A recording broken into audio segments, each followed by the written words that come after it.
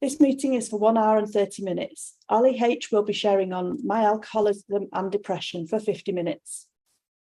Ali, it is an honour and a privilege to have you with us today at God's meeting. I would like to take a moment to thank you for acting as a spiritual advisor for the Broken Elevator. Over the past 2 years, Tamara and I have reached out to you for counsel on several occasions, and you've always been present and available to help us. Thank you for your willingness to be of service and for being a bright light in Alcoholics Anonymous. I will now turn the meeting over to Kuna, who will introduce our speaker. Thanks, Kuna. I'm an alcoholic. My name is Kuna. I don't want to take much of the time about talking about Ali. It's about the program and the service and being examples. Ali is here. Please help me give a warm welcome to Ali H from Toronto, Canada. His home group is Fellowship of the Spirit. And over to you, Ali. Thank you. Thank you so much, Kuna, brother. Nice to see you, man, for the beautiful introduction. Thank you, Mal and Tamara and the entire group for your amazing service and for your invitation. I just, I found that water finds its own level all the time, and God meets me exactly where I am all the time. The big book meets me exactly where I am all the time. You guys have met me with your loving kindness exactly where I am all the time. And I've found from when someone is seeking, like their heart, the motive is to seek and to be a better person. Just been my experience. God gives me assignments to do at the time, because life throughout this process, throughout this program, because of this program, because of you beautiful people, life stopped happening to me a while ago. Life happens for me now, for me to grow closer to God, for me to be a better messenger, for me to be a better human being, just a little bit better yesterday than I was today. And when I answer the call of the Spirit, when I do God's work to the best of my ability, when I do the assignment that He's given to me in front of me, what I experience is bliss. What I experience is peace. Now, I know that this group of people that put this movement together, the Broken Elevator, I know that you guys are answering the call of the Spirit. And I appreciate you guys. Thank you so much for everything you've done for the last 3 years. It's a beautiful thing, isn't it? When the Spirit calls and we all gather to rejoice, it's a beautiful thing. So I want to thank you first and foremost for everything that you've done and everything that you're doing.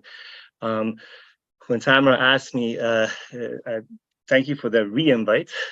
When Tamara asked me for a topic, I prayed on it, and it came to me very strongly: alcoholism and depression. I don't think it's talked about enough in Alcoholics, and I'm sure maybe I don't hear it enough. Maybe it is. And I think sometimes, when I don't know about you guys, but me, this is how it used to be anyways, when my life transformed to such a degree, and I just wanted to share the goodness all the time, from a good motive, right? But I think that's doing Alcoholics Anonymous a disservice, the way I was doing it. Because what I was doing is that I was hiding the brokenness. I believe God shines through the cracks. I believe that's what makes us useful to each other. So this topic of alcoholism and depression is near and dear to my heart because I have tremendous experience with it. You know what I mean? I remember hearing Sandy Beach. God bless his soul, what a giant he was. And not in person, but like one of his recordings many years ago, and he touched on this topic. And I think from what I remember, he said something that really was true for me. I could relate to, he said from his experience, I hope I'm getting it right. From his experience, generally speaking, there's 2 types of depression that he's seen in Alcoholics Anonymous, One is clinical depression and one is spiritual depression, So I want to make sure to also put a footnote here before this talk that we are not doctors. Sometimes depression is caused partially or wholly by chemical imbalances, or I don't understand the biology behind it, right? But sometimes we need to go see psychiatrists and therapists. I did. They take some antidepressant for a while. I did. For a while, I was against that, because I thought I would hear things from some people, again, meaning well, just ignorant, right? That you're not sober if you're taking antidepressants. I don't agree with that. What I believe is that it's only one person to a coffin. We are not doctors. We are not doctors, because those pills really literally saved my life for a period of time when I was going to kill myself. Now, I just want to say that up front, because if God is everything, see, if God is everything, then everything, when I'm in this path and I'm seeking, trying to try a clean house, trust God and help others to the best of my ability, and if the message comes that I got to go see a therapist, then that's God's message to me. If God is everything, God can't just be in the exercise of the 12 steps as a homework assignment. The 12 steps, what they are a treasure map. They're not the treasure, they're a treasure map in which my heart opens up, my soul opens up, my point of view just expands to God's message for me and assignments for me. So I want to make sure to say that.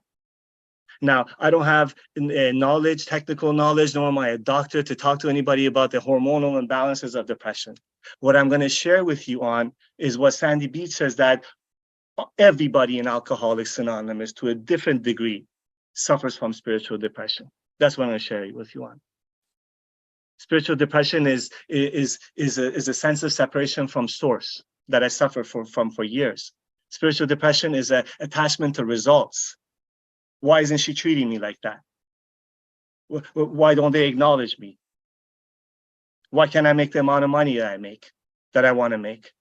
Spiritual depression is this dependence and this need, this demand for others and for situations to fill me with security, with acknowledgement, with property and prestige, and all this, with a sense of well-being.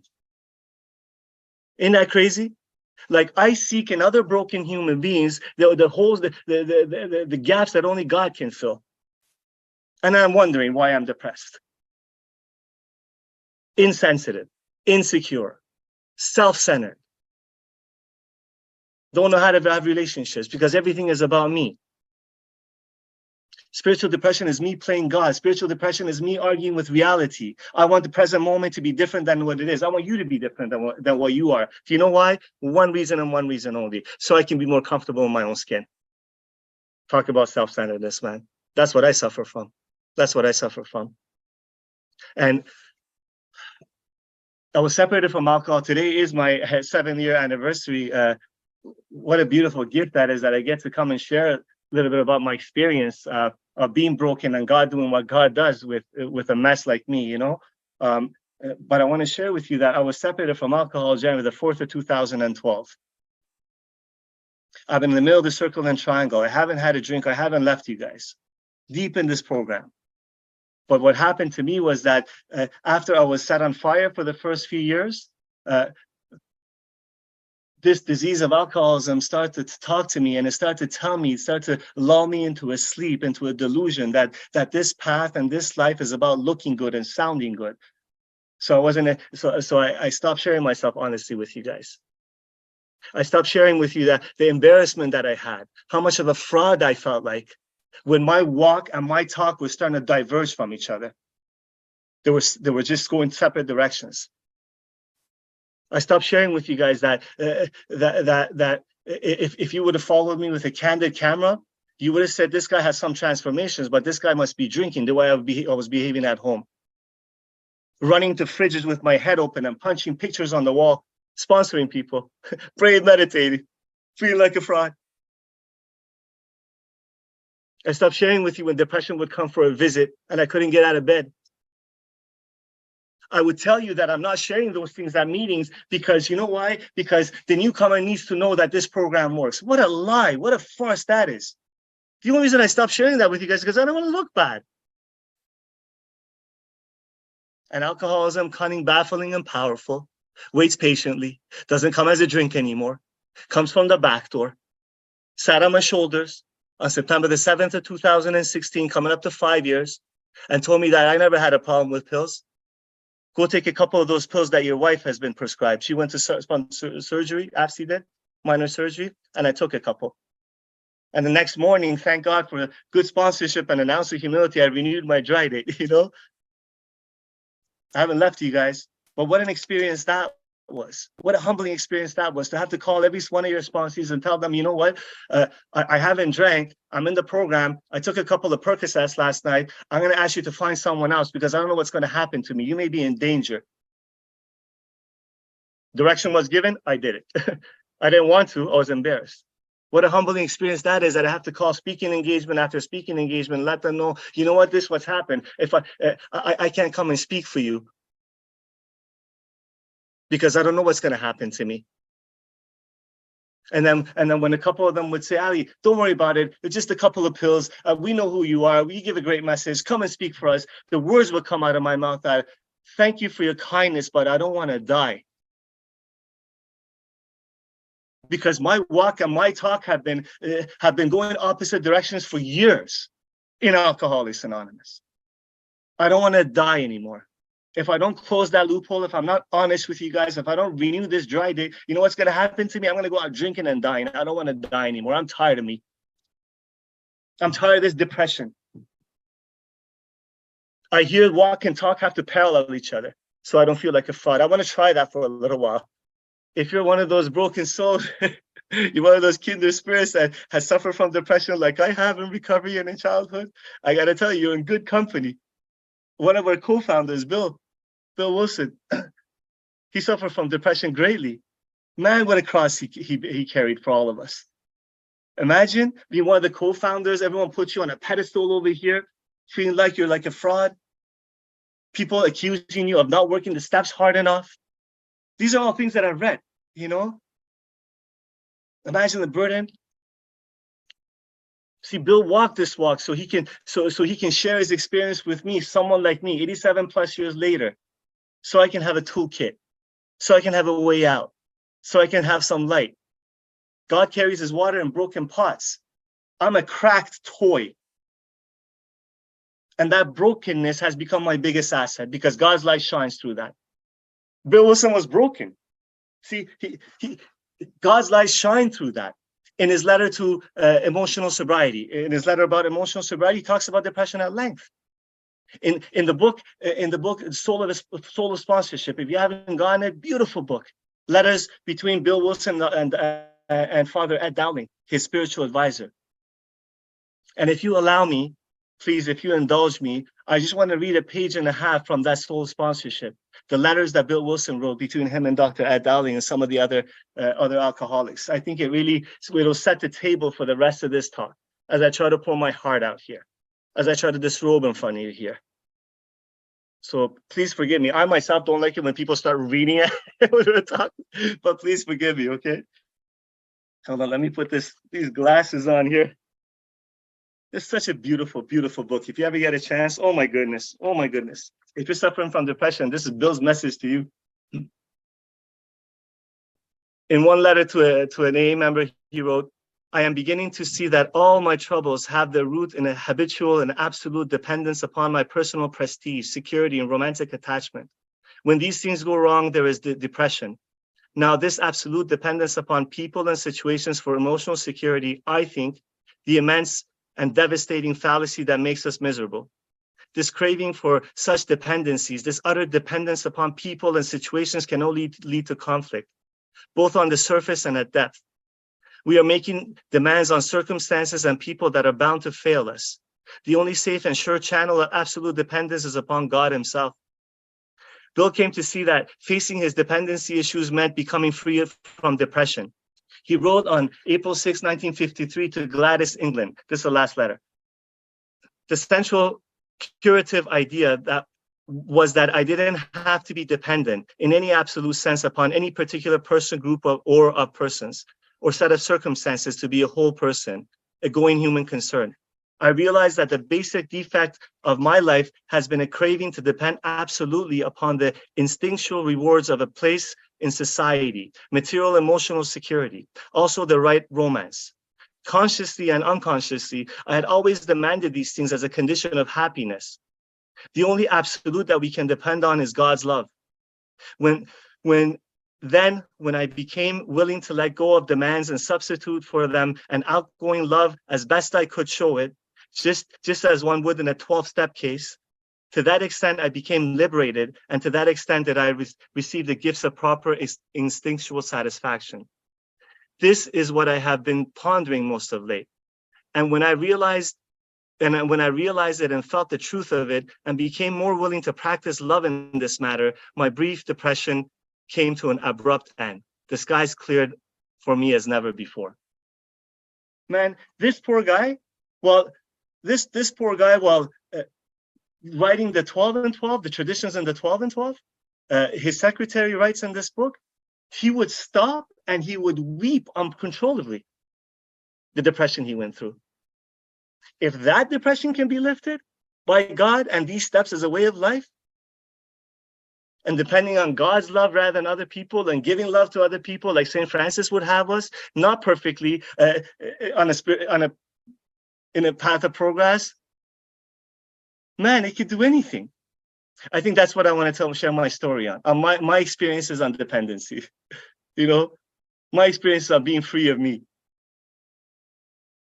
Ever since I was a kid, I remember suffering from depression. Ever since I was a kid, I remember depending, needing approval from others, love from extended family members. When I was able to put some money in my pocket, a job, a relationship or two.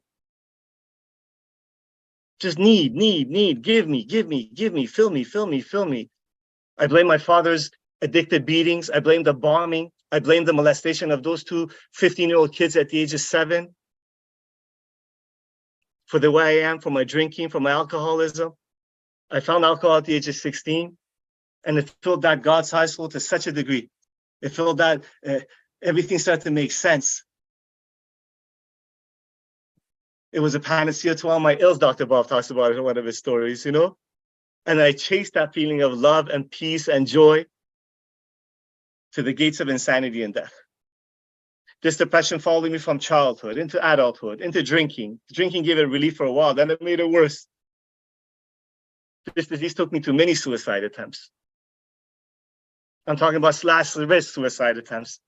I'm talking about bottles of sleeping pills suicide attempts. Hose and exhaust of a car in my mouth suicide attempts. And after every single suicide attempt, after every single slash wrist, after every single psych ward visit, after every single charcoal drink they make you drink in those psych wards, I find myself promising, crying, one of my loved ones, usually my poor mom, that I'm never going to do this to you again, Ma. 2 or 3 days later, this disease, cunning, baffling, and powerful, a drink would fix that. That suicide attempt, it was just a phase, you know? It was just a phase. But for the grace of a loving God, I found you guys. I fell in love with you guys. For 7 years, I was in and out, in and out, in and out. Continued detachments, continued dependency. Continuously looking for the outside to fill this inside hole. Living my life, excuse my language, ass backwards. Dressing up the monkey so I would feel better. You taught me a different way. You told me it's inside out, Ali. My last drunk wasn't as bad as the many before then. I had been back in Alcoholics Anonymous, really active, man, like a meeting or 2 or 3 a day, because I wasn't working. I was in a men's recovery home, but no steps, right? Went and drank, came back one day, passed out, came to an incredible amount of pain, wanting to kill myself and wanting to drink. My knees got bent, my mouth opened up.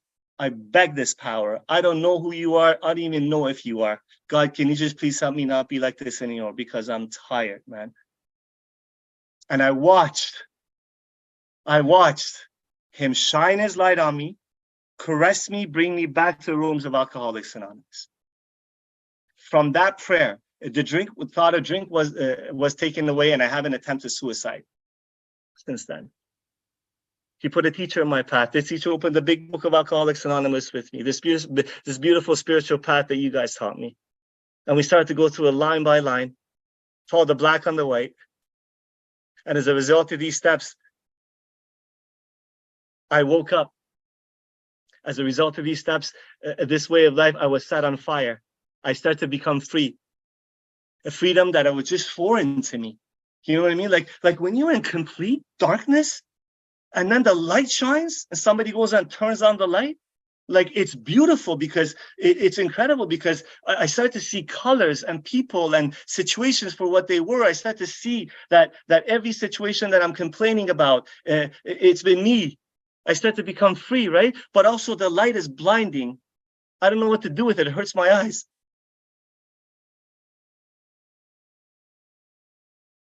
And then my journey continued. The drink was taken away. Set aside the drink question, right? Path of progress. My attachments to results continued. I remember Afsi and I was how long was I sober? I can't remember. A couple of years sober. Darius was 6 months old. Yeah, Darius was 6 months old. I can't remember how many years I was sober. My son, who's 9 years old right now, he was 6 months old. And Ashley and I were fighting over the bills, and I couldn't find a job to help support the family, all that kind of stuff. You know, her and I were just going at it. My relationship, like if you would have looked at it, was the best way to describe it is bipolar. Like extreme love and extreme chaos. You know, nothing in the middle. Romantic love, selfish love, self-centered love, drowning in self kind of love, the only love that I know how to do, take hostage kind of love. Anyways, her and I fighting, and and the depression is coming because I feel like I'm not a man. I feel like I'm a fraud in recovery, sponsoring people.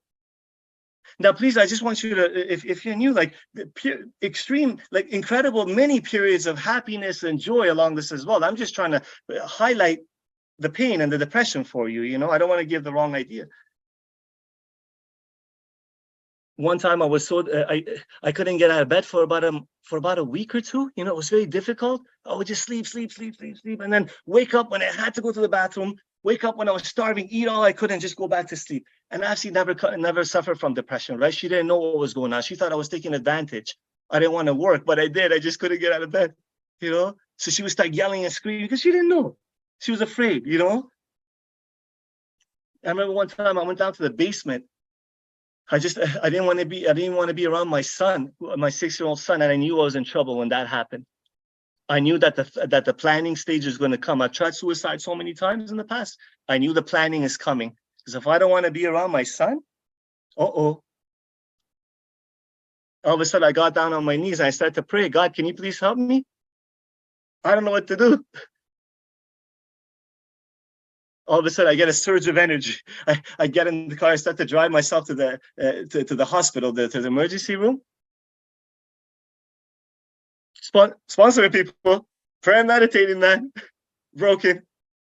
That's the cross I've had to bear.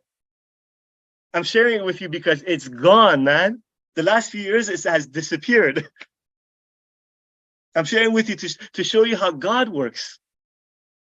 When I stop making it wrong, half the battle is I make my experiences wrong. I think this life and spiritual life is about feeling good. Half the battle, half the bondage is me disagreeing with the experience that's happening. In this emergency room, they had a critical care team, psych ward team visit me, and they introduced me to a psychiatrist, to a therapist. They put me on these pills. Thank God for those pills, because they saved me for a period of time. The suicide thoughts didn't come. I started to function in life a little bit more, right? And these pills that start to save me, they start to become a prison. They stop working. They start to go the other way now. I couldn't even like with them. I was depressed. If I didn't take them, I was devastated. You know what I mean? It was like a prison. I don't know what to do.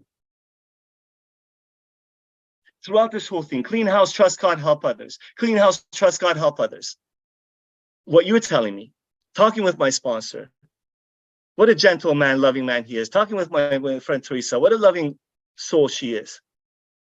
By the way, Rumi says, when setting out on a journey, don't seek advice from those who haven't left home.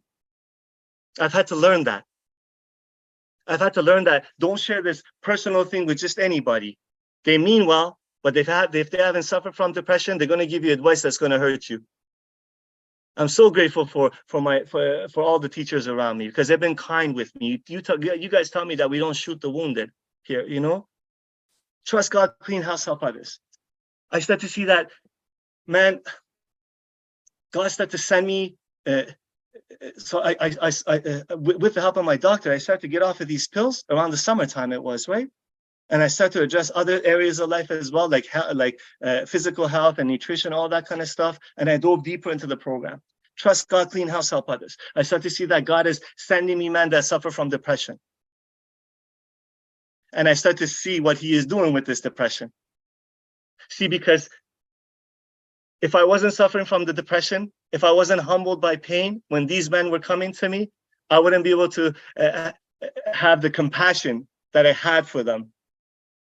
Because a lot of times what this ego has told me, when I'm feeling good in this program. My ego is getting what it wants, and I'm just having amazing spiritual experiences. When God would send me men, or my sponsees was complaining about the same thing all the time, I will find myself judgmental of them, a little bit cruel, not outwardly, but the energy of it, you know. But thank God for that depression. Man, God makes depression. God makes gold out of the brokenness. Because I got to share myself, where I was and what I'm doing. And we both got, both of us on these phone calls, we start to be lifted. I stopped making it wrong. Why not me? Why not me? Why not me? What was the deal in the third step? God, I'm going to stay close to you. Do your work well. You take care of the details of my life. What was the third step prayer that I made? God, you do with me whatever you want. All of it.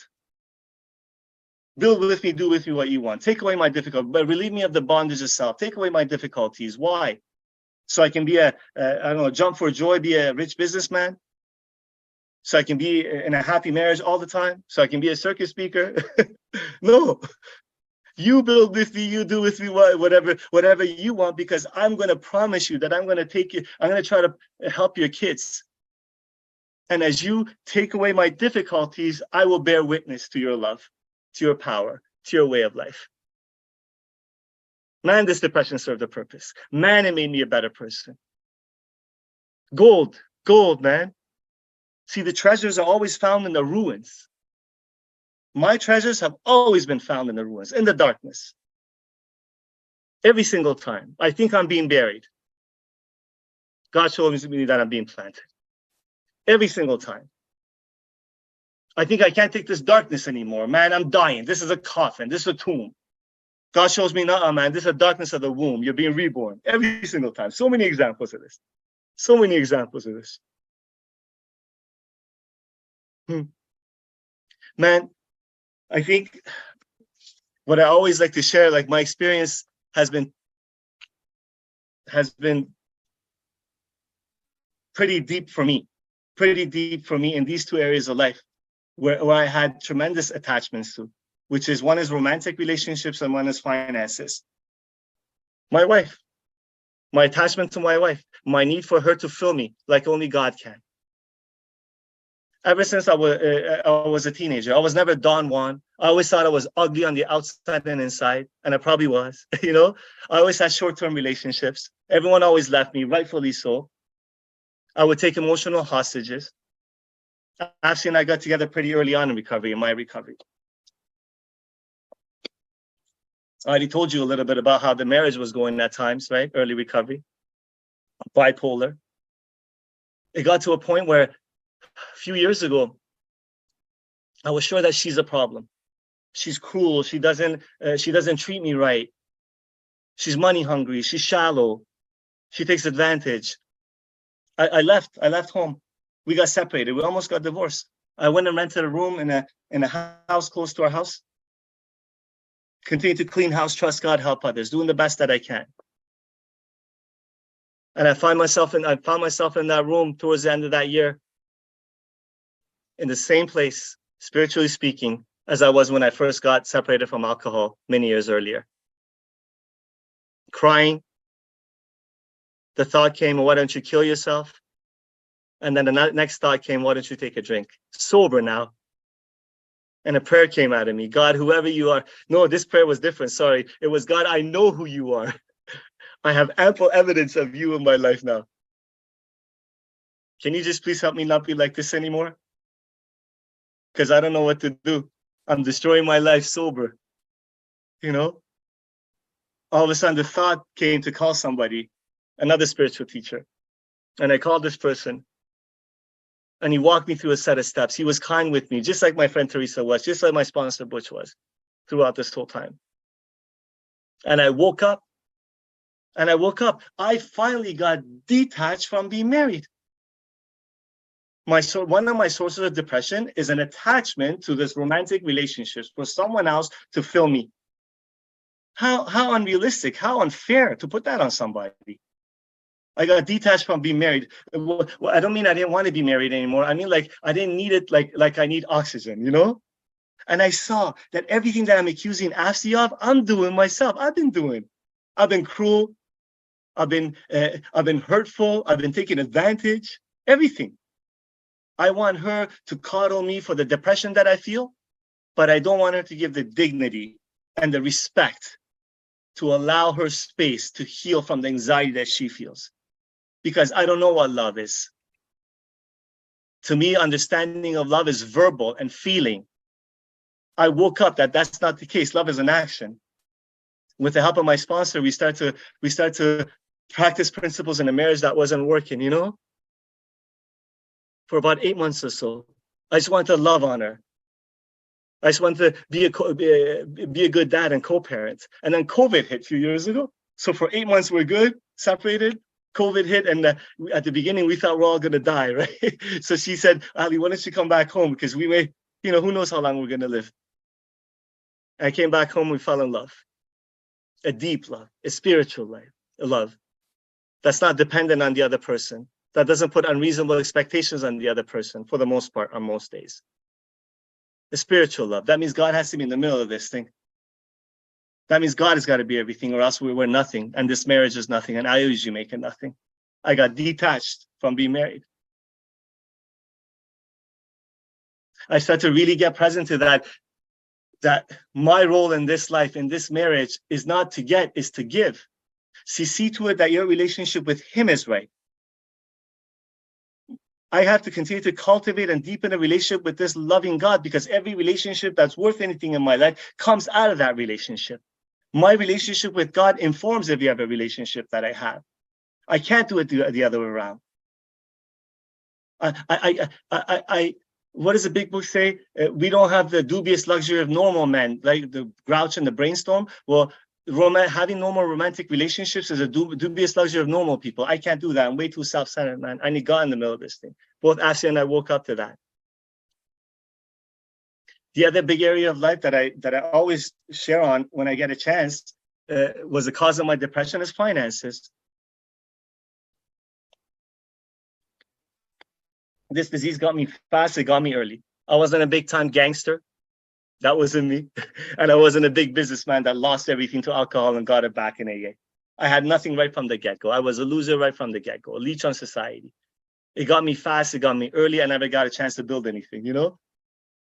So early recovery, Ashley and I meet, we get married. I'm trying to find a job, and I find jobs, but like just paying very little, like 15, 20 bucks an hour, you know? You can barely support yourself as a bachelor, never mind with a family and a kid. I don't have to tell you the noise, the lies that an alcoholic's head tells them. You're a loser. You're not good enough. You're not a real man. You can't support your family. How can you have a kid? How can you be married? The depression that ensues that. I don't have to tell you, because I think to some degree, many of us have experienced something like that to different degrees, right? I remember I was sponsoring a gentleman, beautiful guy he is. He's sober now. I'm not sponsoring him anymore. You know, he had a fencing company. I was working for him, digging holes for the post of fence, being a laborer, hot summer, just working hard, man. Towards the end of the summer, it was a Friday night. I was tears in my eyes. I was cursing God. God, I'm tired of this. I'm tired of fighting with Afsi over the bills. I don't want to do that anymore. What kind of deal is this, man? I'm doing the best that I can. You know, I don't want to feel depressed over these things anymore, finances. All of a sudden, I start to pray. God, can you just please remove this self-centeredness from me, these attachments from me? Show me, who would you have me be? What would you have me do? And I hear the voice of a 60-year-old, I think it was 60-year-old, 60 or 65, John. He was working beside me as a laborer. He was a rich businessman. Like, he had a deck building business. He lost it to a messy divorce. Immediately after that prayer, I hear his voice. Ali, can you please help me? I can't stop drinking, man. I've been wanting to kill myself for the last 2 weeks. I never told them I'm in AA. In conversations, I just told them that I don't drink anymore, you know? My mouth opened up and I heard the words come out. I started to talk about how bad it was, the suicide attempts and the depressions and the hopelessness and the destruction of everything good in life. And I started to talk about you guys, the love you pour into me, the power I found in these rooms. This man is sober today. That man is sober today. See, in that moment, as a result of being detached from results, praying about it, being detached from results, and using that brokenness to send love to one of God's other kids, all of a sudden I had a shift in thinking outlook in life. Where all the have-tos in life became get-tos. I get to come to work. I get to hustle as a laborer. I get to help one of God's kids. I was floated the rest of that summer. I just floated the rest of that summer. And this continued, this up and down with attachments to finances, what it means as a man, it continued. I would have blissful moments of accepting exactly. By the way, throughout this whole thing, clean house, trust God, help others, bills are always paid. Never ended up on the streets. Go figure, right? Clean house, trust God, help others. Finally, I landed a job, many different jobs. Every single job I had, I didn't qualify. Never had education for. Every single time I fall asleep into the delusion that this job, whatever job I was in, is for me to make money, for me to build a bank account. God shows me different. I'm there to help you grow. You're there to serve one of my kids. Finally, I landed my dream job. I've been doing this for the last 2.5 years. Sell windows and doors. So I'm in sales, 100% commission now, right? Making more money than I've ever done in my life. Supporting my family properly. I get to dress nicely. Happy at work. But it's a 100% commission job. And let me tell you, there's no other job like a 100% commission job to make you realize how much you play God in your life. Like I had to really lean into God to get detached, All of a sudden, a couple of deals that I was waiting for and didn't fall through. I started to fall behind my bills a little bit, All of a sudden, I started to get depressed. It came for a visit. All of a sudden, I can't get out of bed. What happened? What happened? Ample evidence that God's been taking care of everything so long as I clean house, trust God, help others, and stop playing him.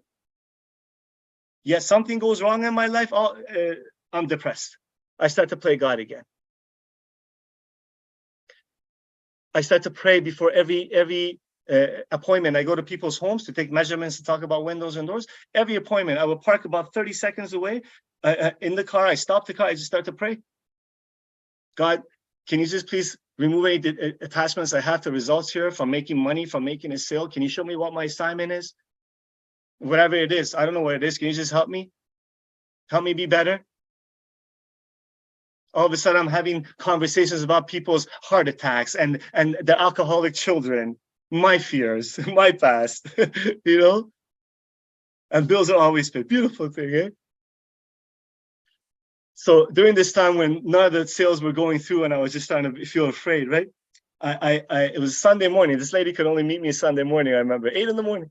I get out of the car after I'm praying. I walk to her porch. She's holding a coffee cup. Beautiful spirit she had. And we start to talk. I start to talk about doors a little bit. For some reason, the conversation went to her life.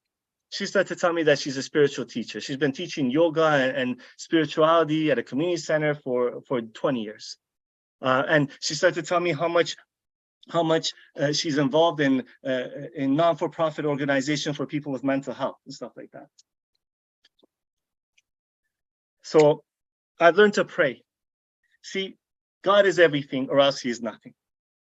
That means everything is a message. Everyone is a messenger. So I've learned to listen and pray at the same time. God, what's a message here for me? What do you want me to do here? I'm listening to it, right? What's going on? I'm confused, right? So that the message came to tell her. So I started to thank her for who she is. I said, thank you so much for what you've been doing. I want to tell you that it's such a beautiful blessing to meet somebody that's been devoted her life into packing into the stream of life the way you have. I want to tell you something. I also suffer from mental health. I've been sober for a few years now. I suffer from depression. So thank you for what you do for society. This lady starts to bawl. She starts to cry uncontrollably right after I said that. She said to me, I'm not going to say it. Are you effing kidding me, Ali? Are you effing kidding me? God sent you. Did God send you here today? Do you know, with all the spiritual knowledge and experience and yoga teaching that I do, my husband in there has been dying of alcoholism for the last 10 years. I don't know what to do, man. Can you help me? So I opened up my mouth and the words started to come out. I started to tell her, about you guys, about this beautiful program, about the big book of Alcoholics Anonymous, about Al-Anon. From that day to this, not once did I suffer from, did I have a depression so bad that I have to sleep and I can't get out of bed. Not one time because of finances. From that day to this. See, I believe God has fed me, spoon-fed me spirituality on a path of progress. He doesn't make two hard turns for a broken soul like me. I don't have to be perfect. But what I do is have to be honest with you. What I do have to be, I have to bare my soul to you. I have to be detached from what you think about me, or else I'm dead in the water. I once again became present to the third step prayer and the deal that I made regarding finances, right? God is the employer. This job is not the employer. My boss not the employer. God's the employer. See to it that your relationship with him is right. See, what I do is this disease is so cunning and baffling. It hypnotizes me into, instead of continuing to build and cultivate a relationship with the ocean of God, it starts to hypnotize me, and I start to worship the little streams that come from the ocean, the little rivers. And you know what happens to me when I start to worship the rivers? I get afraid that they're going to dry out, they're going to run out. What's going to happen to me? You know? And then what you do with your kindness, with your love, you lift my head up, spiritually speaking, metaphorically speaking, and you point it to this ocean again. What, you think God's going to run out of money? God's going to run out of abundance, Ali? You just keep doing clean house, trust God, help others. That's none of your business. You know? Clean house, trust God, help others. And this has transformed. Like literally, bit by bit, it just disappeared, this depression. So please, I don't want to give the wrong idea. Like, everybody's different. Everyone has a different path. The point is not that the depression disappearing, and that's not the point. The point is that the process of freedom. The point is that stop making this detachment from results, making it wrong, making the pain wrong. Why is it? That's the point of it. What I'm trying to say, I'm not really conveying what I'm trying to say. It's not coming to me. Oh, here it is. Okay. So the point is that not the destination. There's no destination, depression gone. The joy was in the process. What's the last line on page 164? Road of happy destiny, not too happy destiny. I've been feeling bliss throughout this whole time. You know? At the end of August of 2022, just last year. Clean house, trust God, help others. Continuous detachment. Slowly, God's making me free and freer and freer. Spoon feeding me. I'm sitting in a meditation. Downstairs in a meditation in the basement. All of a sudden, I hear it, like I hear things. Not audibly. The cells in my body scream at me. And I know it. It was so loud. It said to me, this is the last day of your life. How do you want to be remembered? What kind of legacy you want to leave behind? What have you been packing into the stream of life? Man, I didn't really share this with for 4 weeks after that meditation. You know what happened? From the minute I would open up my eyes to the minute I would close my eyes at night, I felt like I was on 4 hits of ecstasy. Like just walking in bliss. And I watch people. As I'm walking by them, people are just smiling and looking at me. The most incredible thing. I've never had that experience before. And it went away. But I had it for 4 weeks. But there's a point to that. See, lasted for about 4 weeks. The most incredible experience. And on September, what was it? Beginning of September, this happened at the end of August, September to 29th. I was at the gym. I was working out. All of a sudden, the tendons that hold my chest muscle to my shoulder, I'm doing bench press. I'm going a little bit too heavy, right? Just pop, they just snapped off. I had a spotter, thank God, he saved my neck from breaking, right? It was the most incredible, excruciating pain. I found myself, the guy who owned the gym, he's like, do you want me to call the ambulance? And I said, no, just, you know what, just, I don't want to cause trouble for your business. And I was sort of embarrassed too, right? Just drive me to the hospital. He was driving me to the hospital the whole time. I'm praying. All of a sudden, so these are not things that I'm doing that are happening to me. I'm trying to sort of explain and demonstrate what God does, right? The old me wanted to milk it, wanted to get an ambulance, wanted to get a morphine shot from them, wanted to sue the person whose gym it was, right? The new me is praying inside the car. He's like, what are you saying to yourself? I kept on praying, God, can you just please use this? Can you just please help me be useful? How can I be helpful? How can I be helpful, God? Can you please remove whatever it is, selfishness that I have to this pain? Help me be helpful. We go into the emergency room. The whole time, I'm worried about him and what's happening to his business. I'm worried about the customers. I'm trying to have him call my customers. This is the most incredible thing. I was speaking for about a month. I couldn't bathe. I couldn't clean myself. I couldn't feed myself. I couldn't work. I'm 100% commission. 4 months I didn't work. Not once did depression follow me. Not once. Not once. Completely detached. How does that happen? How does that happen? Loving God. And you know what he does? He showed me once again, every pain you're going through, I'm going to use it if you trust me to help someone else.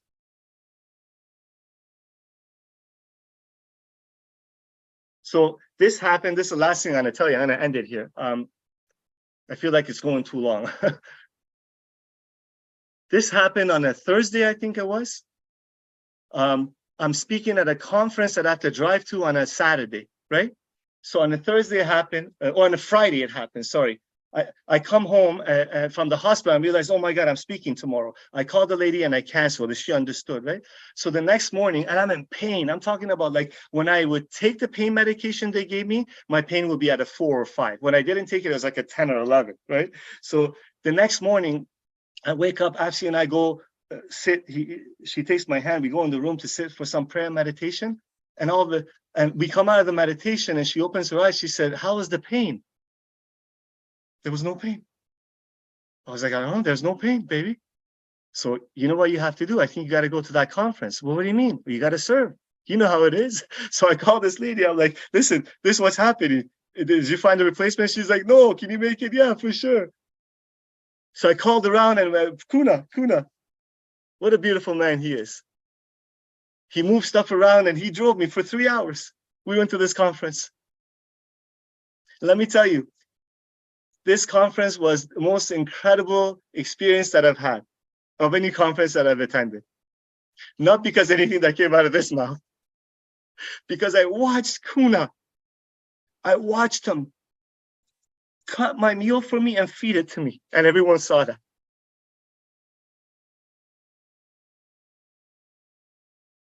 Because when I was at the podium speaking, my arms were in a brace like this, and my mouth would get dry. And Kuna was sitting next to me with a water bottle and a big straw. He would bring it up to my mouth every few minutes so I can take a little drink and continue to talk. After the thing, you know, when people thank you graciously, generously, newcomer after newcomer after newcomer after newcomer. I didn't even know what you said, but let me tell you something. I want whatever it is you're tapped into, whatever this program is, that has you coming in extreme pain after you lost, you know, the ability to move. To come over here and talk about it, I want whatever it is that you guys have. That's what God does. This is what God does. So many examples like that, you know? So many examples like that. Man, I just always feel so, I know it's a disease, but I need to put it on the table. I always feel inadequate during talks. What gives me a little bit of peace is that I share myself honestly with you. So I don't know where this talk went, but I hope it's sort of demonstrated for somebody who may be suffering from depression that God makes gold out of it, man. the valleys in life. All these valleys in life, they serve a purpose. Every single one of them have brought me back to a table with a deeper relationship with God, with a deeper level of surrender to my ideas, to my attachments. And if you allow me, I got a minute left. I just want to end this talk. This came to me. I was meditating before this. This came to me with a beautiful poem from my favorite spiritual teacher, Rumi, who lived 700 years ago. It's called Guest House. If you're in pain today, this is dedicated to you. This being human is a guest house. Every morning a new arrival, a joy, a depression, a meanness. Some momentary awareness comes as an unexpected visitor. Welcome and entertain them all, even if they are a crowd of sorrows, who violently sweep your house empty of its furniture. Still, treat each guest honorably.